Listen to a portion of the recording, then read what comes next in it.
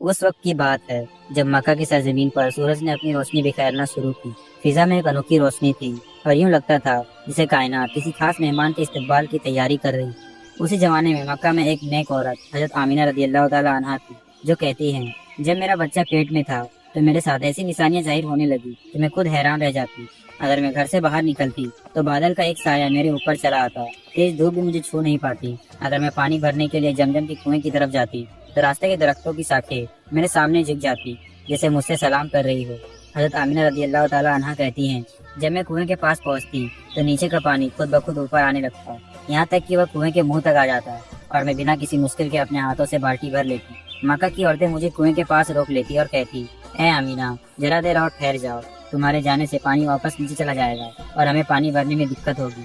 یہ سب دیکھ کر حضرت آمینہ رضی اللہ تعالیٰ عنہ خود حیران رہ جاتی کہ آخر یہ سب میرے ساتھ ہی کیوں ہو رہا ہے۔ وہ آگے فرماتی ہیں میں اکثر عورتوں سے سنی تھی کہ حاملہ گربھاوستھا کے مہینے میں بہت مشکل ہوتی ہے، کبھی بخار، کبھی الٹیاں، کبھی چکر، کبھی جسم درد، لیکن مجھے ان 9 مہینوں میں اللہ تعالیٰ نے ایسی رحمت فرمائی، مجھے کوئی بھی تکلیف نہ ہوئی، نہ میرا سر درد کرتا، نہ طبیعت بگڑتی، نہ کمزوری محسوس ہوتی۔ میں خود سوچتی کہ آخر میرے ساتھ ایسا کیوں ہے۔ اسی دوران حضرت آمینہ رضی اللہ تعالیٰ عنہ کئی عجیب اور غریب خواب بھی آئے۔ ایک خواب میں انہوں نے دیکھا کہ ان کے جسم سے ایک نور نکلتا ہے جو چاروں طرف پوری دنیا میں روشن کر رہا ہے۔ کسی خواب نے ان کے دل میں یہ یقین بٹھا دیا کہ ان کے پیٹ میں پلنے والا بچہ کوئی عام انسان نہیں بلکہ اللہ تعالیٰ کا ایک خاص بندہ ہے، حضرت محمد۔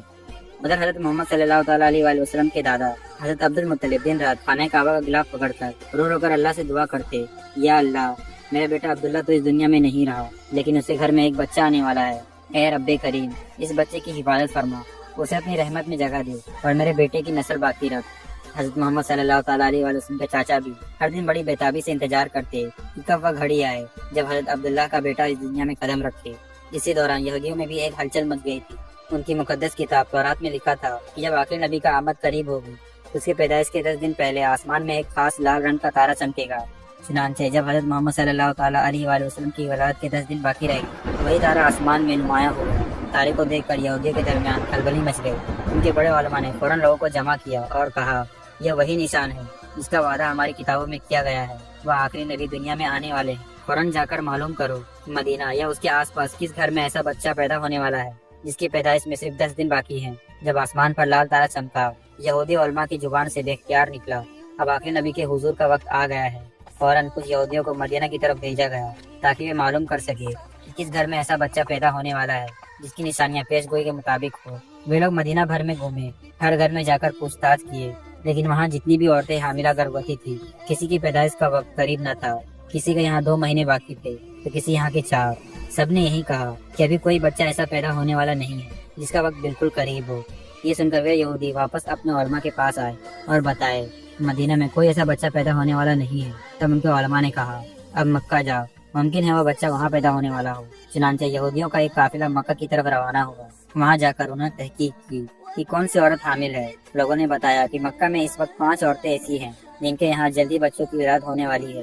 یہ سن کر ان یہودیوں نے کہا لیکن ہمیں ایسا بچہ چاہیے جس کا باپ اس دنیا میں نہ ہو۔ لوگوں نے فوراً جواب دیا ہاں، یہاں حضرت عبد المطلب کا پوتا پیدا ہونے والا ہے۔ اس بچے کے والد حضرت عبداللہ کا چند مہینے پہلے انتقال ہو چکا ہے۔ یہ سن کر یہودیوں کی چیخ نکل گئی۔ ان میں سے کئی نے اپنے چہروں پر ہاتھ مارے، کچھ زمین پر بیٹھ کر رونے لگے اور وہ سب کہنے لگے ہائے افسوس، نبوت تو ہماری نسل سے نکل کر اب مکہ والوں کے پاس جا چکی ہے۔ وہ واپس اپنے علماء کے پاس لوٹے اور روتے ہوئے کہنے لگے اب وہ نبی جس کا ہم صدیوں سے انتظار کر رہے تھے، جس کی نشانیاں ہمارے اپنی کتابوں میں بار بار دیکھی تھی، وہ اب ہم میں سے پیدا نہیں ہوگا۔ نبوت اب مکہ والوں کے حصے میں جا چکی ہے۔ وقت گزرتا رہا اور وہ مبارک دن آ گیا جس کا انتظار نہ صرف انسانوں نے بلکہ آسمان، زمین، درخت، پرندے، ہواؤں اور فرشتوں نے بھی کیا تھا۔ یہ وہ دن تھا جس کے لیے کائنات کو پیدا کیا گیا۔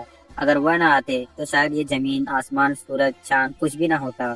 آج وہ بچہ دنیا میں آنے والا تھا، وہ بچہ جس کے پاس ساری زندگی حضرت جبرائیل علیہ السلام 26,000 بار وحی لے کر آئے۔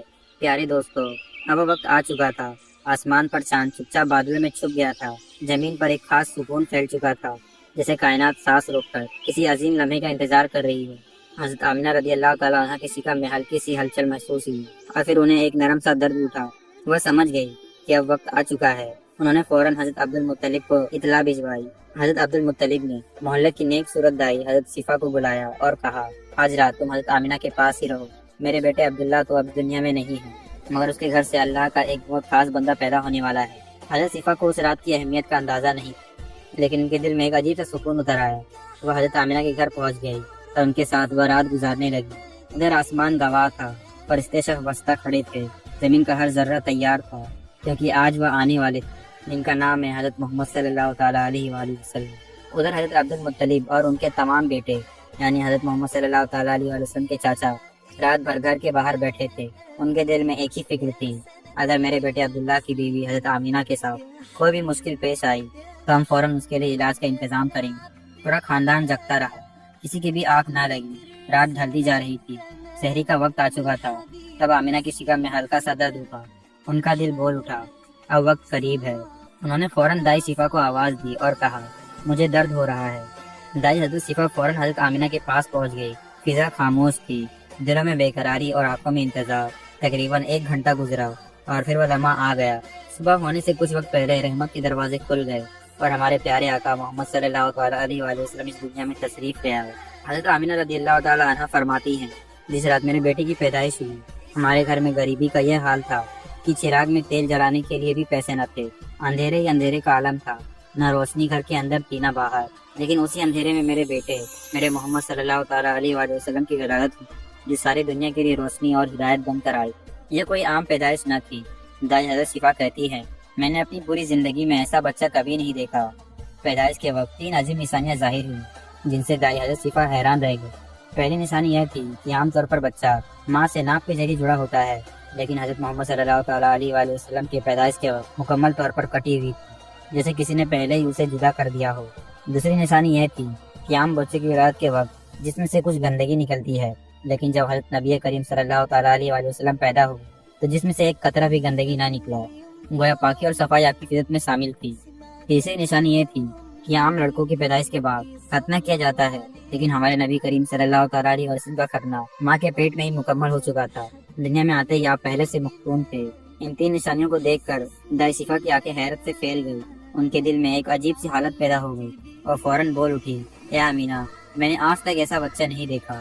حضرت آمینہ رضی اللہ تعالیٰ عنہ فرماتی ہیں، جب میں نے اپنے بیٹے کو گود میں لیا تو میری آنکھوں نے وہ منظر دیکھا جو شاید کسی بھی ماں نے نہ دیکھا ہو۔ اچانک میں نے محسوس کیا کہ آسمان کے تارے زمین کی طرف جھکتے چلے آ رہے تھے، جیسے کہ وہ میرے بیٹے کا دیدار کرنے آئے ہو۔ ابھی وہ یہ سوچ ہی رہی تھی، ایک نورانی بادل کا سایہ ان کے کمرے میں داخل ہوا۔ وہ بادل ایسے چمک رہا تھا کہ روشنی سے سارا کمرہ جگمگا گیا۔ پھر اسی روشنی سے اچانک حضرت آمینہ کے ہاتھوں سے ان کا بیٹا غائب ہو گیا۔ حضرت آمینہ حیران رہ گئی، لیکن اسی بادل سے ایک آواز آئی، اے جبرائیل، اس بچے کو ساری دنیا کا چکر لگوا، اسے تمام انبیاؤں کی خوبیاں عطا کرو، یوسف کی خوبصورتی، ایوب کا صبر، ابراہیم کی دوستی، داؤد کی میٹھی زبان اور سلیمان کا علم۔ کچھ دیر بعد نورانی بادل واپس چلا گیا اور جب حضرت آمینہ نے دیکھا تو ان کا بیٹا پھر سے ان کی گود میں آرام سے لیٹا ہوا تھا، مسکرا رہا تھا۔ صبح ہونے ہی والی تھی۔ دائی شفا نے خوشی سے دروازہ کھولا اور دوڑتی ہوئی حضرت عبد المطلب کے پاس پہنچی۔ جیسے انہوں نے کہا، اے عبد المطلب، میں پوتے کی خوشخبری ہو۔ تو رات بھر جاگے چنتا میں بیٹھے عبد المطلب کی ساری تھکان ایک پل میں خوشی میں بدل گئی۔ ان کی آنکھوں سے آنسو بہنے لگے۔ وہ بے اختیار کہنے لگے، جلدی سے مجھے میرا پوتا لا کے دو۔ جب دائی شفا نے نبی کریم کو باہر لا کر حضرت عبد المطلب کے گود میں دیا تو جیسے سب کے ہوش اڑ گئے۔ اتنا نور، اتنی خوبصورتی، اتنی پاکیزگی۔ مکہ کے لوگ حیرت سے ایک دوسرے کو دیکھنے لگے۔ ہر چاچا اپنے بھتیجے کو دیکھ کر خوشی سے جھوم اٹھا، یہاں تک کہ جب حضرت ابو لہب کی غلام نے جا کر اپنے آقا کو خوشخبری دی، اے ابو لہب، تمہیں بھتیجے کی پیدائش مبارک ہو، تو خوشی میں ابو لہب نے کہا، جا، میں نے تجھے آزاد کیا اپنے بھتیجے کی پیدائش کی خوشی میں۔ ایسا نور، ایسی برکت، ایسا اثر کہ جس کے دل میں ذرا برابر بھی انسانیت تھی وہ بھی خوشی سے جھوم اٹھا تھا۔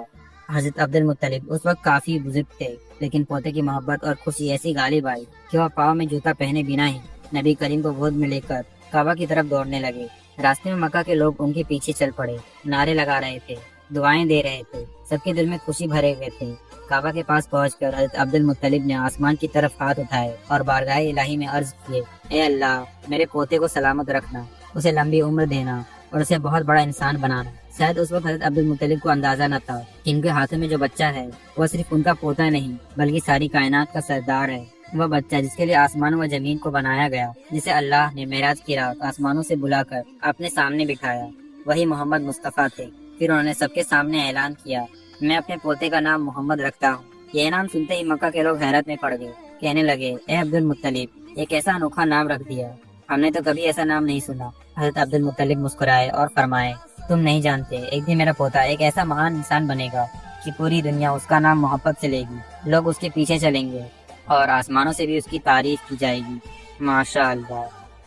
پیارے دوستو، اگر آپ کو میری ویڈیو پسند آئی ہو تو اس ویڈیو کو لائک کریں اور چینل کو سبسکرائب کر دیں تاکہ ایسے ہی نورانی کہانیاں میں آپ کے سامنے لا سکوں۔ تب تک کے لیے ملتے ہیں اگلی ویڈیو میں۔ اللہ حافظ۔